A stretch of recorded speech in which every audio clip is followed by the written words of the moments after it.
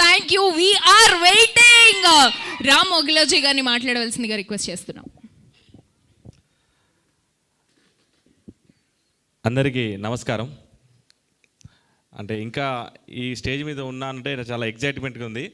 మోతవారి love story ద్వారా, చిన్న పాత్ర ద్వారా ఈ అవకాశం, ఈ మోతవారి సినిమాలో నాకు కూడా ఒక చిన్న పాత్ర ఇచ్చే అవకాశం ఇచ్చినందుకు డైరెక్టర్ శివ గారికి, అలాగే హీరో అనిల్ అన్నకి, ప్రొడ్యూసర్ శ్రీకాంత్ అన్నకి ధన్యవాదాలు చెప్తున్నాను. ఇంకా ఎక్కువ మాటలు అవ్వట్లేదు, sorry. Thank you. Next Rajitha గారు ప్లీజ్. అందరికీ శనార్థులు. ఫస్ట్ ఆఫ్ ఆల్ మా అమ్మకి అండ్ నా భర్తకి థ్యాంక్ యూ సో మచ్ నన్ను యాక్టింగ్ ఫీల్డ్కి పంపించినందుకు. ఎస్, శివన్నకి thank you so much. Anil గారికి thank you so much. And my village show team సభ్యులందరికీ అండ్ ఈ మోతవారికి ఆర్ట్ డిపార్ట్మెంట్, టెక్నికల్ డిపార్ట్మెంట్ వాళ్ళందరికీ థ్యాంక్ యూ. నేను ఇక్కడ కనిపించానా? లేదు కదా. అసలు ఈమె ఎవరు అనుకుంటారు కదా. పంతులు గారి వైఫ్ క్యారెక్టర్ చేశాను. ఇలా వచ్చి అలా వెళ్ళిపోతాం మెరుపు తీగలాగా. బట్ ఆ చిన్న క్యారెక్టర్ అయినా సూపర్గా ఉంది. Thank you so much Shivanna. Really నేనైతే చాలా హ్యాపీగా ఉన్నాను. నన్ను సపోర్ట్ చేసిన ఫ్యామిలీ మెంబర్స్కి, ఫ్రెండ్స్కి, నా ఫాలోవర్స్కి, ప్రతి ఒక్కరికి నేను రుణపడి ఉంటాను. Thank you so much. Thank you Rajitha, thank you so much. And Ganga Prasad గారు మంచి అద్భుతమైన లిరిక్స్ మాకు అందించారు. Thank you so much. Please. అందరికీ శనార్థి.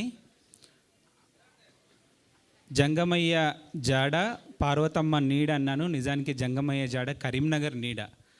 దక్షిణ కాశీ అయినటువంటి వేములవాడ రాజరాజేశ్వర స్వామిని తలుచుకొని ఆ పాట రాశాను.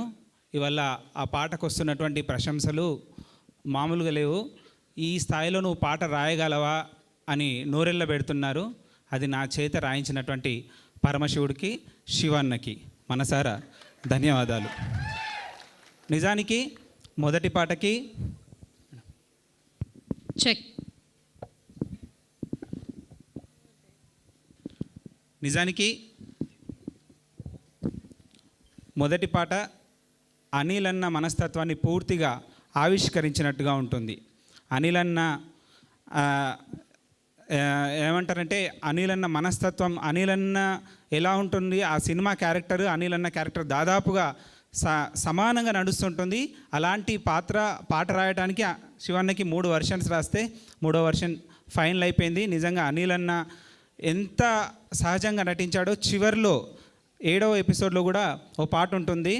ఇచ్చుక ఓకే పచ్చని ప్రేమ ఉచ్చుల వడకే సచ్చిపోతా, కచ్చలు వడ్డ ఎదల్లో పచ్చలు అయినది మనసు అని.